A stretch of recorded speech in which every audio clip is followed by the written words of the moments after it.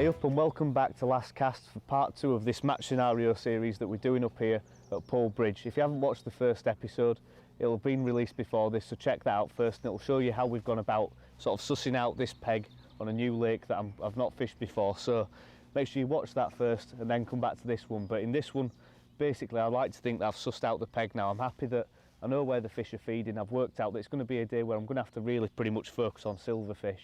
And both lines pretty much in summation have worked, from the 11.5 metre line and the 6 metre line for silverfish. Both of them have produced quite a few, and like I say, I think now that the day's drawing on a bit, these next 3 hours we could well put a decent weight together. In terms of the other two lines, where I fished the feeder across, I've not really seen need to go back on it. I've not seen any carp top over there, so I'm probably going to scrap that unless I see any carp shuffling around in the reeds towards the far bank. And likewise short on the hard 6mm pellet. There's been no bites on that, but again it could come good in the last hour, so you never know. But what I'm going to do now is pick up one of the shallow rigs and go straight back in at 6 metres to where we left off in the first episode. But this time I'm going to actually pick up the 2.5 foot deep rig. Again, it's a little Preston Chianti, 4x10s, strung out 11s and a little banded caster on a size 20 B911 with a single 6 elastic. So nice and light, but because we missed a few bites and lost a couple of fish shallow on that 4 foot rig, it was telling me that the fish would definitely come up even higher. So hopefully, going out on this now, we should be straight into a few fish. So I'm just going to lay the rig in, feed some bait and then flick the rig straight back over the top of the casters I've just fed. All I'm doing is holding that on a tight line and sort of drawing the pole left to right, because I've laid the rig into the left. I want to make sure it's on a tight line. Just missed a bite there, and pretty much creating a bolt rig effect. Another bite straight away, so the fish are definitely well up in the water.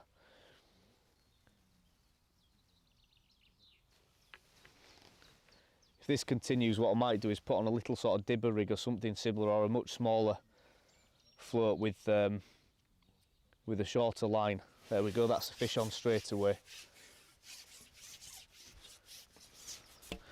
Just going to get down to the top kit, feed a few casters. Looks like a smaller roach this time. Net the fish and feed again. I think it's going to be a case of really pushing the peg on this banded caster line, trying to get the eye into the peg. Another nice roach, about 4 ounces. And hopefully if we can get into a good rhythm like this, we can soon build a weight. So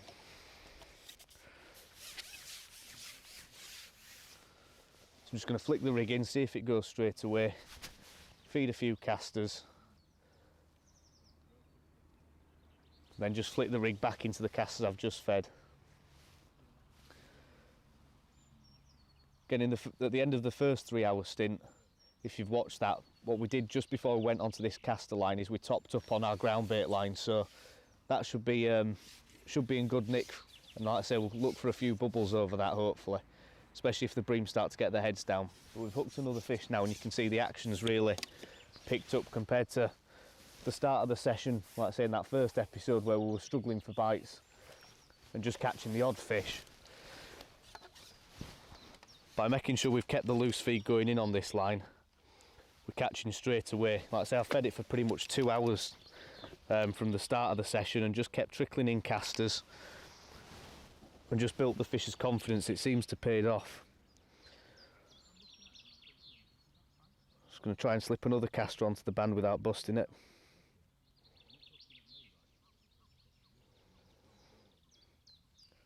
Again, it's a little bit fiddly, but you've got to make sure that the band's right in the middle of the caster so it doesn't come off.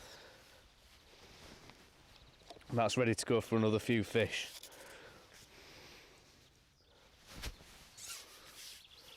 So again, I've got a good pint and a half of caster, so I can really feed it quite heavily for this time of year should I want to.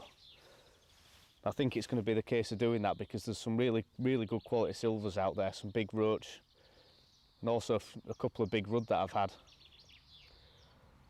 So they will get through quite a lot of bait, and I think by keeping decent amounts of caster going in, it's just going to draw more fish into the peg and keep them nice and high up in the water. See, it's pretty much a bite of chuck. I'm just going to make sure I keep to what I was saying earlier about drawing that float left to right, keeping a tight line on it. Again, it's sort of a trade-off between making the caster move unnaturally through the water and making sure you connect with every bite.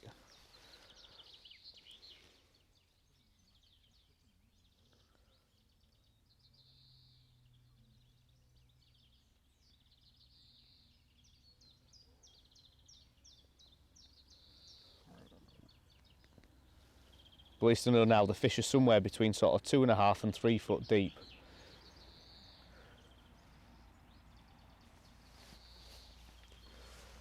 So I've had a couple of bites where the float's gone almost as soon as the floats hit the water, but equally I've had most of the bites around sort of 2.5 to 3 foot deep.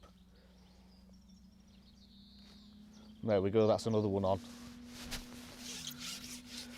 See, with a nice single 6 elastic, it's nice and soft, so you're not going to bump too many fish, and equally you're not going to spook them as soon as you hook them in the peg, especially with the water being clear. The last thing you want the fish to do is bolt off too aggressively and be thrashing around on the surface. Another nice roach, and again probably a good sort of 6 ounces, that one. Cracking stamp fish to be catching. You can see banded caster's good to go for another chuck. So just sort of aiding that speed factor.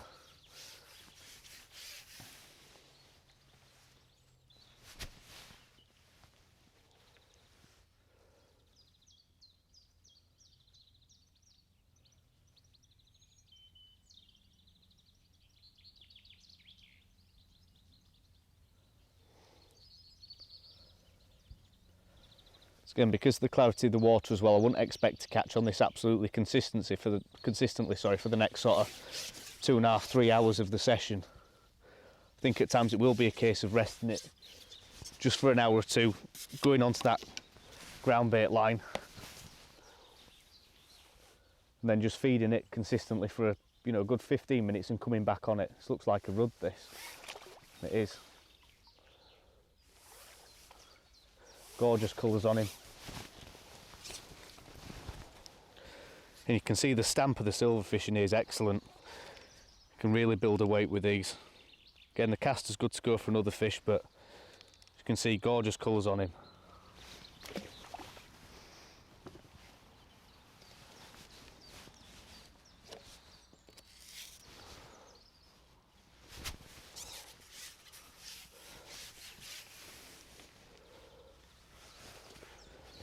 You can imagine if you fished here in summer, you could probably catch these fish sort of 8 to 10 inches deep, fishing like really short lines and pretty much bolt rig style.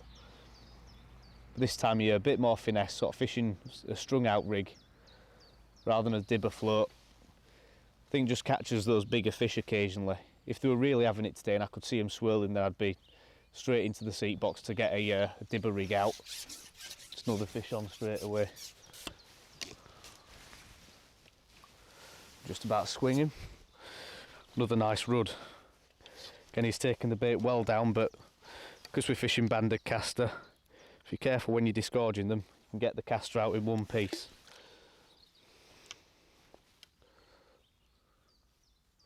Again, one thing that you've got to be aware of, occasionally the hair can just loop round the hook. So you just want to bring that round so it's sitting proud off the back of the hook, and then you'll make sure you get every fish on the hook cleanly.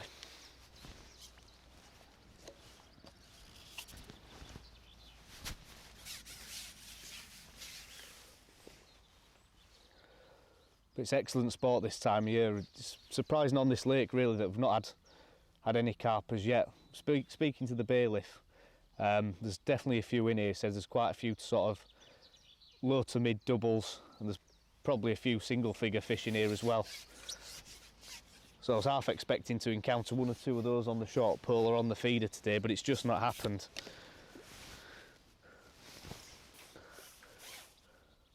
So rather than sort of waiting for half an hour or an hour for a bite, just catching these silverfish can have some excellent sport. See, gorgeous colours on that one. Really bright gold. They're all in fantastic condition as well. But as the session's progressed, it's clear we're catching a really nice mixed bag of sort of half and half roach and rudd, and equally a few skimmers, and we've even had a decent hide as well, and I think we've lost a couple on that long line, so you can definitely catch a nice mixed bag on this lake. And allegedly there's also a few chub as well, so you never know. Fishing natural baits like we've chosen to do today on 2 of the lines, we could encounter a chub or 2. And this is one thing that I was explaining in the first half of the match scenario today, because I've covered both options, both natural baits with maggots, casters and worms, and equally pellets, sort of non-natural baits or artificial baits. Because especially at this time of year, you never really know what the fish are going to prefer. And if you go down the route of pellets, they can be a bit too selective sometimes. But by fishing natural baits today, we've managed to keep fish coming all throughout the course of the session. Looks like another rudd, this.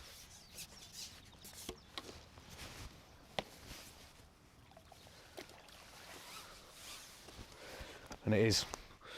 Could have probably swung him to hand, but again, good weight builders, and better rather than to swing them and lose them, to just net them. Lovely little fish.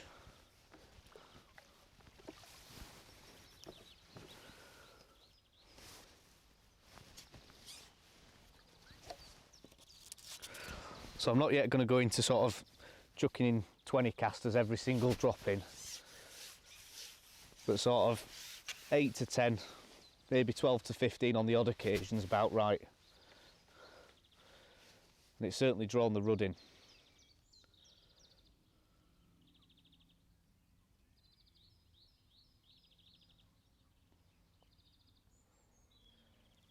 Again, as soon as this line sort of seems to go a bit funny or bites seem to tail off, I'm just going to go out long over the ground bait where the fish should have settled, and hopefully, as I've mentioned, I can get a decent sort of rhythm going between the 2 lines, rest one while the other settles and vice versa, and keep picking fish off for the next 3 hours, and hopefully that'll build us a decent weight of silverfish by the end of it.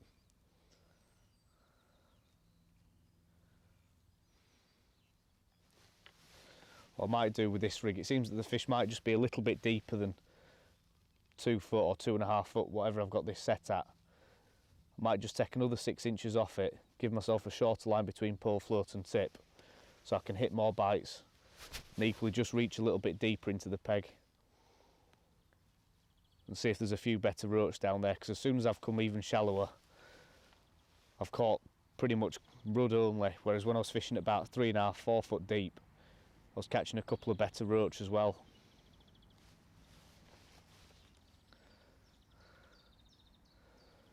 So I think that'll be my next move, is just taking a couple of inches off the depth of this rig.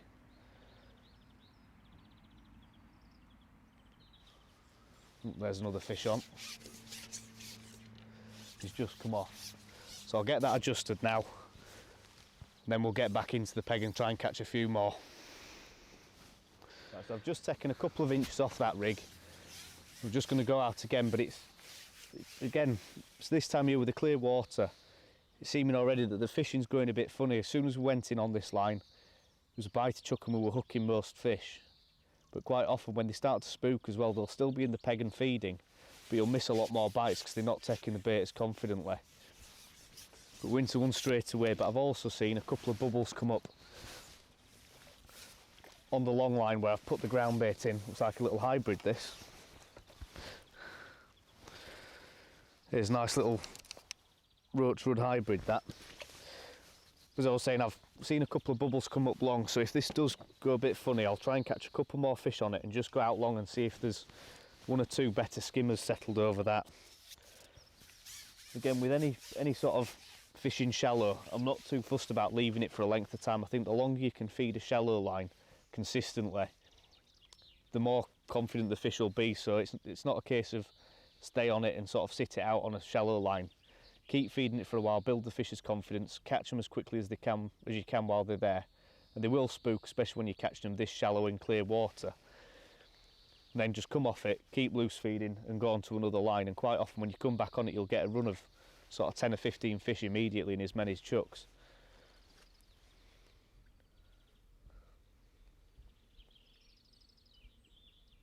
Loads of indications on the float that fish are there.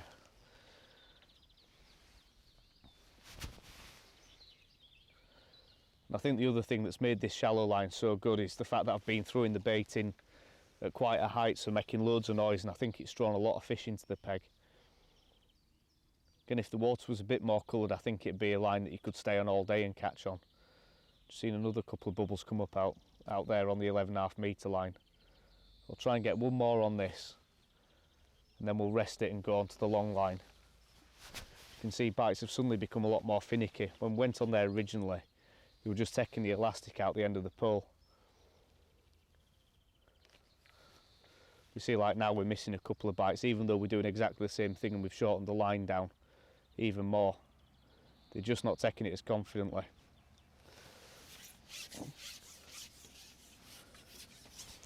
So I think we've had a fantastic spell for about 15 minutes there on the shallow line.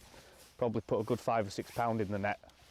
You can see the stamp of fish seems to have dropped, and we're missing a couple more bites, so we'll get this rig to pop to one side, especially considering that one's busted the caster. Rather than wasting a bit of time, I'm going to go out there along with a worm head and see if we can catch a few skimmers like we did in that first part of this match scenario.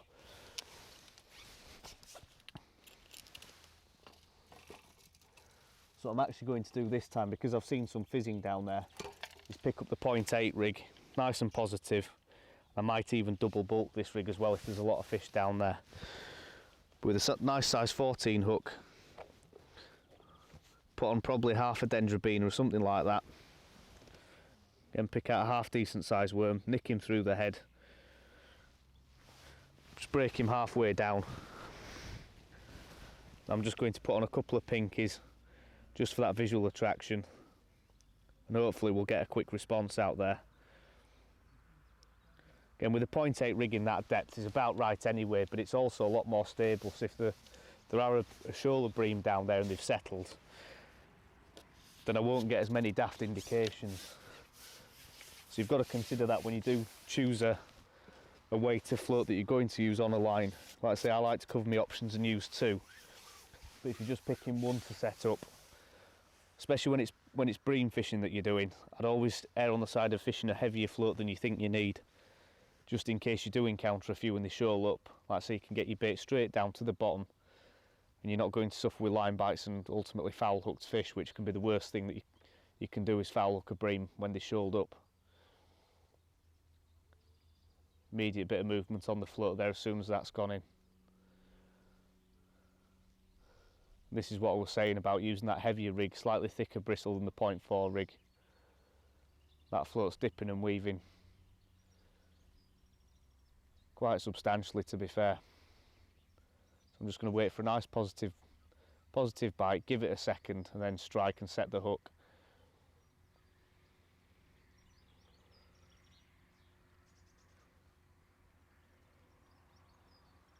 You can see I've got the float dotted quite far down, and that's purely so I can see lift bites really nicely and see all these little movements on the float.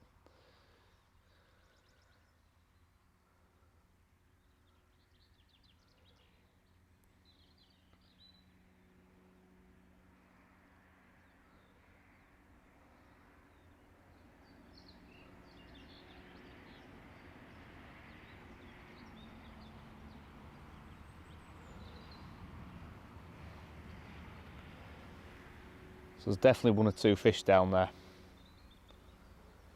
I've probably fed a little nugget of ground bait on this line every about half hour or so over the course of the session, just to try and get the fish following a bit of bait down and going to the bottom, and hopefully as the session progresses they'll actually stay down there and start grazing over the feed that I've put in. I wouldn't expect it at this point in the day because it is still quite warm and fish can come off bottom, especially when you're fishing in 8 foot of water as well. It's a bit of a lift on the float again.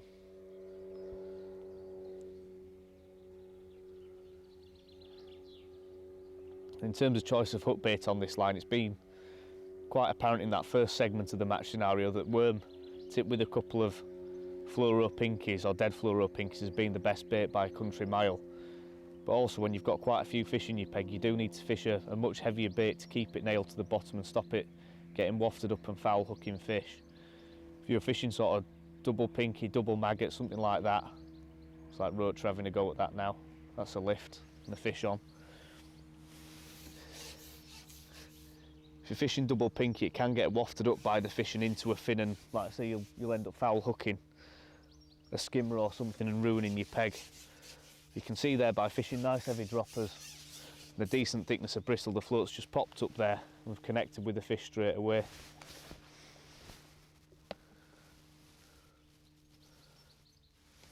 It's another nice skimmer.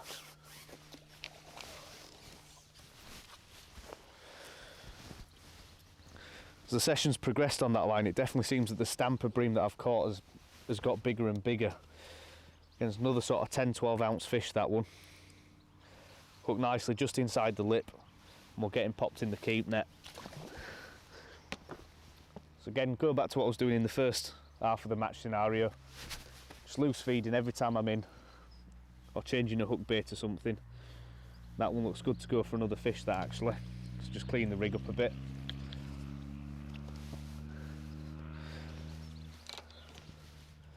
And it works an absolute treat, so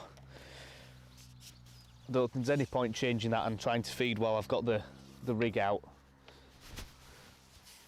into the lake and sort of ruining presentation out there and possibly foul hooking a skimmer. Just feed whenever I'm not in the water or whenever I can get away with it. Again, 5 or 10 casters and then just lowering that rig in. But that's a good sign that we're catching on a nice positive rig with a big size 14 hook. Right, so after that one skimmer on that line, we foul hooked one or bumped the fish, not sure which, but it's just gone a bit funny, so all I'm going to do is put another nugget in, because clearly when they were fizzing up there, you could tell they got their heads down and they were feeding pretty aggressively. So again, I'll just go back to what I was doing earlier, but I think just up the feed, or up the regularity of the feed I should say. So I'm going to feed the same size ball of ground bait, but probably feed one every 15 minutes or so and really try and push the peg for the next 2.5 hours until we conclude the 6-hour stint. So a couple of casters over that short line while I'm doing this. Just keep that topped up. What I'm going to do when I've cupped this ball in is follow it straight up with the rig, because earlier it did seem to work that. Just get out to the marker, cup the ball in, and hopefully if a few fish go straight to it, as it's breaking up, if I can put my worm hook bait over the top of it, they might well pick it up. And on quite a lot of venues when I do that, it does seem to bring out the better fish as well in the peg, because they do seem to be the first to respond to a feed like that.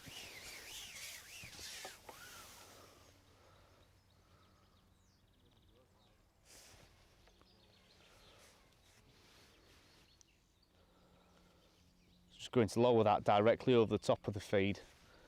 Just before it settles, loose feed a few casters short and just get the rig to sit in nicely.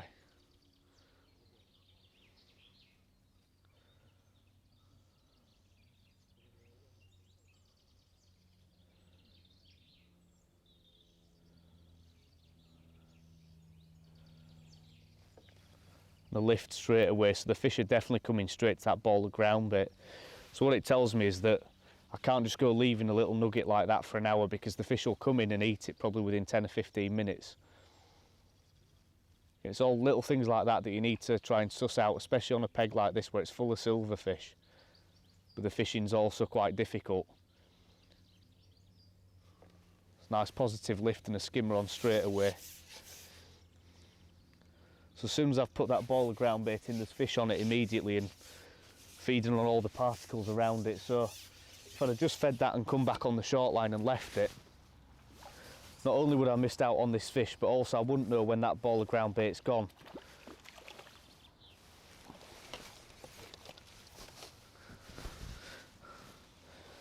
He's just wrapped himself in the line a little bit. That's a lovely skimmer, that. And also one thing that's noticeable is as the session's progressed, especially on that line, the fish are taking the bait down a little bit more, so they're definitely feeding more aggressively.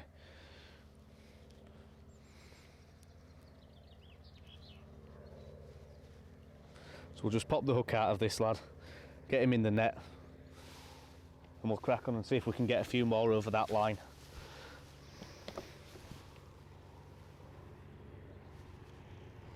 Right, I've just hooked a nice fish now on the banded caster shallow. We'd fed it for probably about half an hour while I've had a go on the line at 11.5 metres on the ground bait. We've had a couple of skimmers over that and just gone on this, and straight away we've hooked a better fish here.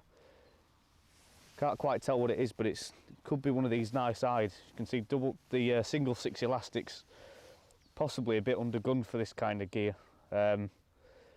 Ideally, I think if it was a bit warmer today, I'd probably start with double 4 elastic on a puller kit on this line, but that's a really big hide, is that.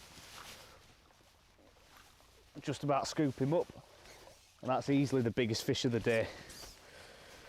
It's probably nudging £3 that. Cracking fish to catch on the banded caster, nails right in the top lip. Gorgeous silverfish to catch is that one. Just get the hook popped out of him and we'll slip him in the keep net. Nailed right in the top lip. We'll just see if we can hold him up for camera.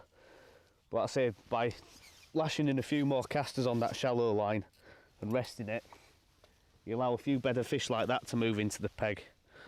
That's a cracking hide, is that one. So we'll get him popped in the keep net and see if we can have a few more.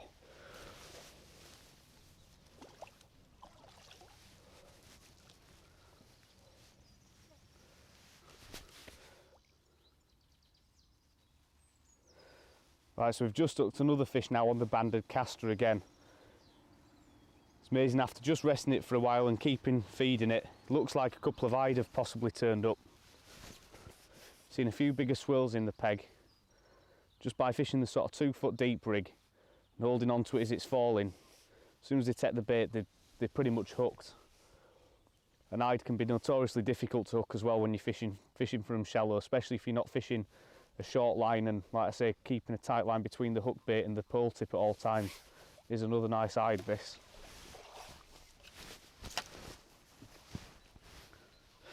Third hide of the day, and probably the second biggest, that one. Nailed right in the top lip again. Soon build a weight of these if you get them feeding aggressively. See, another lovely fish.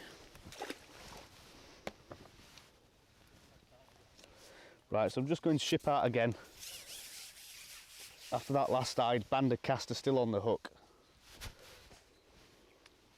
Just trying to disguise the hook bait in and amongst the loose feed, and what I've been doing all day pretty much.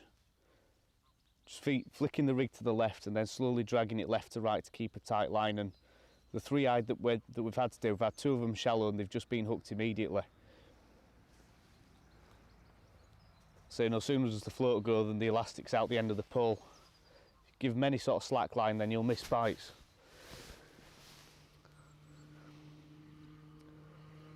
But we're probably now about sort of 4.5 hours into the session overall, so about an hour and a half into this second 3-hour stint. And both lines seem to have gone a bit funny at times because of the sun coming out. We've had a couple of skimmers over the long line, then rested this short line on the casters and just kept feeding it, gone on it and caught 4 fish in 4 chucks, with 2 of them being hide, the other 2 being nice roach as well.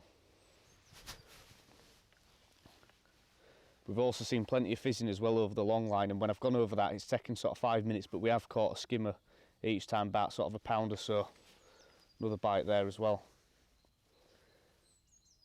And it's just been a case of rotating these 2 lines. Again, I've not gone on the pellet line yet, or in this second 3-hour stint. It just didn't seem to work early on, so I'll probably leave that till the last hour before I do have a go on it.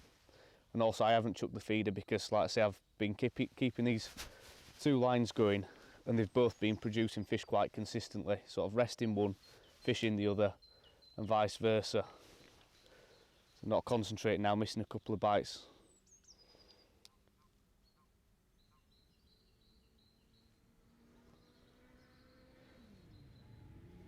But keep an eye on both lines all the time while I'm feeding and making sure that I can see the odd swirl on this line, and equally there's a fish on. I can see some bubbles coming up over the long line. Again, with these smaller fish, what I've tried to do is not break down the pole, so just swing them to hand, and then you can really speed up the process of getting back out there. So I've just been slapping the rig in once, loose feeding, giving it a second or 2 to see if it goes straight away, and if it doesn't, just laying it in with the loose fed casters.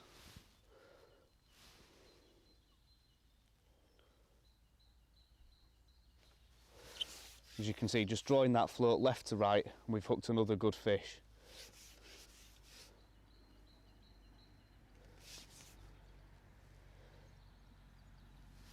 Again, hard to tell what they are each time because I've caught such a variety of both sizes of fish and species. I had some cracking roach up to a pound, some rudd just under a pound, this looks like a rudd, and I to sort of 2 or 3 pound. So fantastic stamp fish to be catching these on the caster.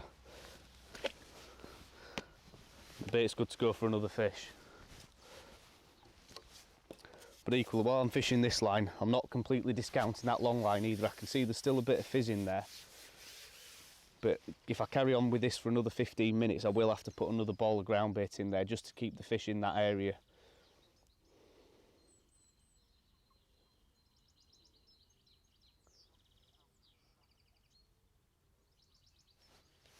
There we go, just drawing the float left to right again. As soon as it moves, the fish has hooked itself.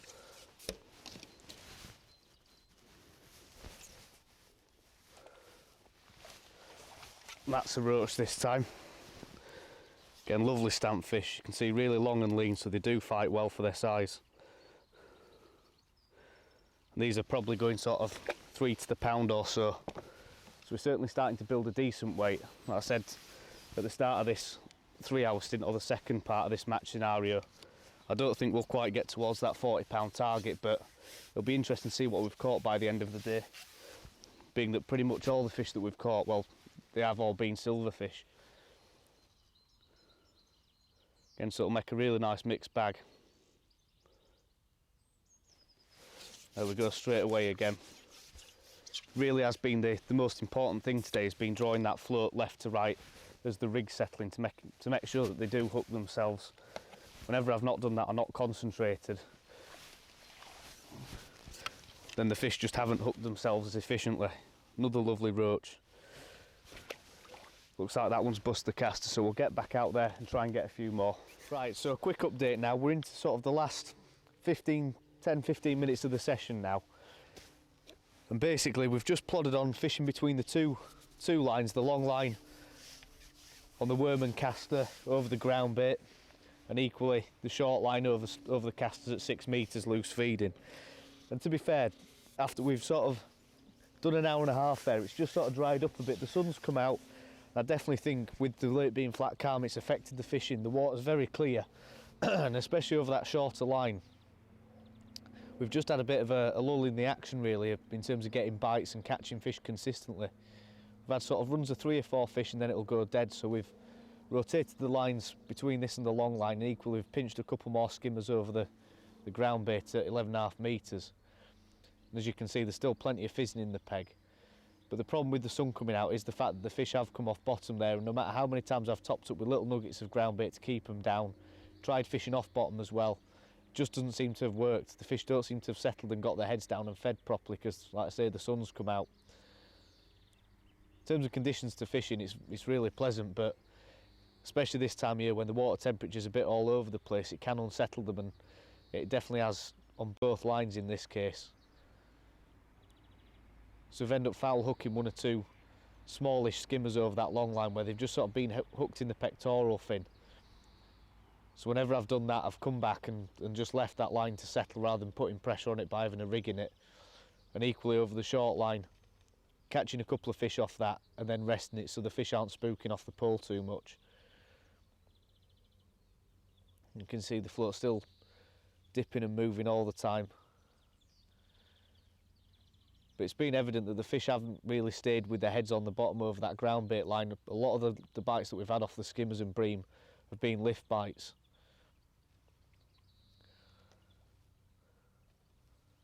And obviously when you're fishing in quite a deep bit of water, it's quite hard to hit those bites and make sure you connect, so you have to give a really firm strike to hit the bite.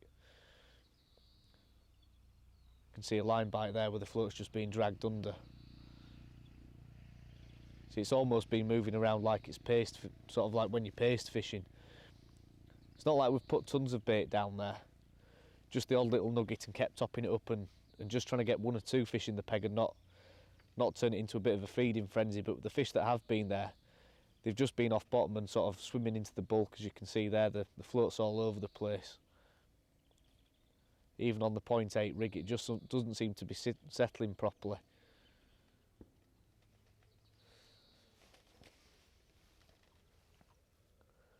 So it's proved pretty difficult over that line to get a consistent run of fish. Like I say, we've nicked 1 or 2 skimmers, and then I have to rest it just purely to either get them to settle back down on the bottom with a top up of ground bait, or because I end up foul hooking one. By rotating this in the close in line at 6 metres with the casters, I've certainly kept a few fish coming, so we'll try and get one on this long line in the next sort of couple of minutes, come back short, and I think we'll call that the end of the session. So just give it a couple of minutes on this and see if it goes. If it doesn't, like I say, we'll go back onto that short line with the casters, because that seems to have produced most consistently today. The other thing to mention is the other 2 lines. I've not chucked the feeder out since the first sort of 20 minutes, because it just didn't seem like there were any carp out there to be caught. And equally, I've tried the pellet line on a top kit throughout the course of the day, and it's just not produced anything. Not even had a nudge on it, and it's, I think, twofold. It's an issue with the bankside disturbance, with the keep nets being in and all that kind of stuff, and equally the fact that the fish just haven't been that close in. I think they've wanted to sit a little bit further out and sort of mid-water, and there's not that many carp in this peg in front of us here today. It definitely seems to have been a much better bet to go down the natural baits route and just fish for silverfish. But the key thing is, at least today, I've covered all my options. I brought the pellets, brought some sort of more commercial style tactics with the banded pellet and the pellet feeder or hybrid feeder. And on a different day, they might have panned out that that was the best way to build the weight, but as it turns out, natural baits at 6 metres and 11.5 metres, fishing more traditionally, seems to have been by far the better bet today. I say we've not had a single carp, it's all been silverfish, mixture of hide, rudd, roach and skimmers.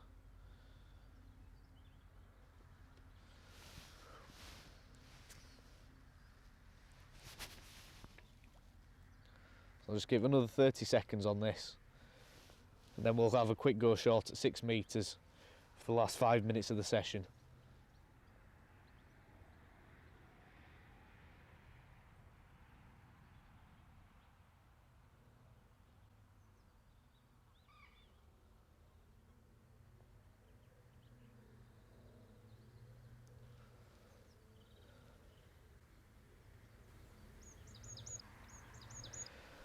Right, so we've given it a couple of minutes out there on the long line, but it's just not happening. I think, like I said earlier, the fish have come off bottom and they're just not settled over it, so we've got about 5 minutes left of the session. So I'll pop this rig to one side and we'll have a quick go shallow, like I say, for the last 5 minutes, try and catch a couple of fish to finish off the session. Just deepen this rig off ever so slightly, because it has seemed to be the case that the fish do want to sit just a bit deep when the water's, or when the sun's been out and the water's cleared up a little bit.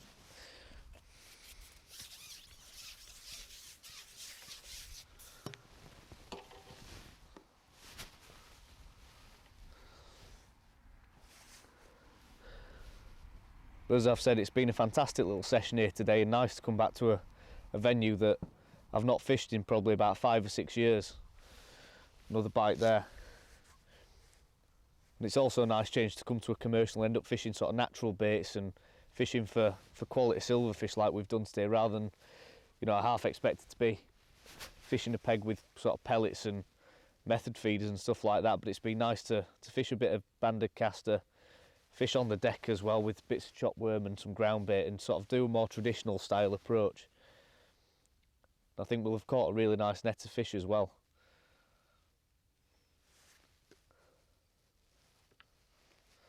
So it is a bite to chuck out there still, but they're nowhere near as aggressive as they were earlier. They'll be much more tentative when they come up to take the caster. So it's been more of a case of trying to disguise the hook bait in amongst the loose feed a little bit more.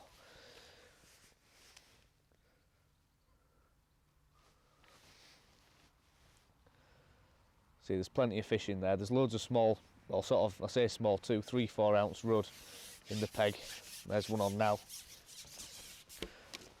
I think those have caused most of the missed bites. Fish sort of this sort of stamp.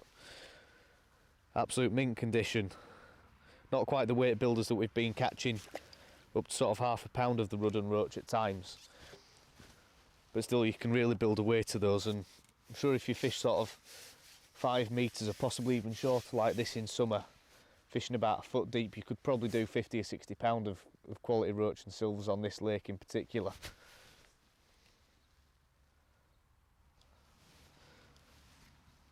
Another bite there, so we'll try and get one. I think we'll try and get 2 more fish if we can and conclude the session at that. Again, just dragging the float left to right really slowly to keep a tight line.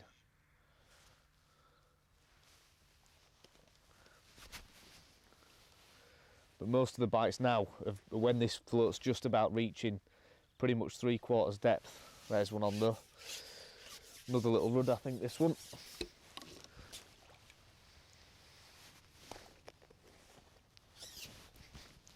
Again, really nice little fish.